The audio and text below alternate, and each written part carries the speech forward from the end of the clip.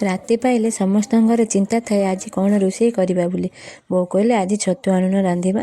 ମୋ ଦିଅର ଯାଇ ବଜାରରୁ ବଟମ ଛତୁ ଆଣିଲେ। ତା ସହ କ୍ୟାପ୍ସିକମ୍ ଆଉ ଗ୍ରୀନ୍ ମଟର ମଧ୍ୟ ଆଣିଥିଲେ। ମୁଁ ଗ୍ରୀନ୍ ମଟରକୁ ଛଡ଼େଇ ଦେଇ ସାରି ଛତୁ ବନେଇଦେଲି ଆଉ କ୍ୟାପ୍ସିକମ୍କୁ ଛୋଟ ଛୋଟ କରି କାଟିଦେଇ ସବୁ ସଜେଇ ଦେଲି। ତାପରେ କ୍ୟାପ୍ସିକମ୍କୁ ଟିକେ ତେଲରେ ଭାଜି ଦେଇ ସେଥିରେ ଗ୍ରୀନ୍ ମଟର ପକେଇଦେଲି। ସମୟ ଅଭାବରୁ ଏମିତି ପ୍ରୋସେସରେ ମୁଁ ରୋଷେଇ କରୁଛି। ତାପରେ ଛତୁକୁ ଟିକେ ଭାଜିଦେଲି କାରଣ କଞ୍ଚା ଛତୁରୁ ଯେଉଁ ବାସ୍ନାଟା ବାହାରେ ଭାଜିଦେଲେ ତା କମି ଯାଇଥାଏ। ତାପରେ କଡ଼େଇରେ ତେଲ ପକେଇ ଦେଇ ସେଥିରେ ପିଆଜ ପକେଇଦେଲି। ପିଆଜ ଟିକେ ଲାଲ ପଡ଼ିଲା ପରେ ସେଥିରେ ବାଟି ରଖିଥିବା ଅଦା ରସୁଣ ପେଷ୍ଟକୁ ପକେଇ ଦେଇ କଷିଦେଲି। ତାପରେ ଲଙ୍କାଗୁଣ୍ଡ, ଧନିଆ ଗୁଣ୍ଡ, ମସରୁମ ମସଲା, ଟମାଟୋ ଆଉ କାଜୁ ବଟା ପକେଇ ଭଲସେ କଷିଦେଲି। ତାପରେ ଭାଜି ରଖିଥିବା ଗ୍ରୀନ୍ ମଟର, କ୍ୟାପ୍ସିକମ୍ ଆଉ ଛତୁ ପକେଇ ଦେଲି। ଅଳ୍ପ ସମୟ କଷିଲା ପରେ ଟିକେ ପାଣି ଦେଇ ଫୁଟେଇ ଦେଲି କାରଣ ସବୁ ଟିକେ ସିଝିଯିବ। ଶେଷରେ ଧନିଆ ପତ୍ର ଆଉ ଗରମ ମସଲା ପକେଇଦେଲି। ରେଡ଼ି ହେଇଗଲା ମୋର ଛତୁ ତରକାରୀ।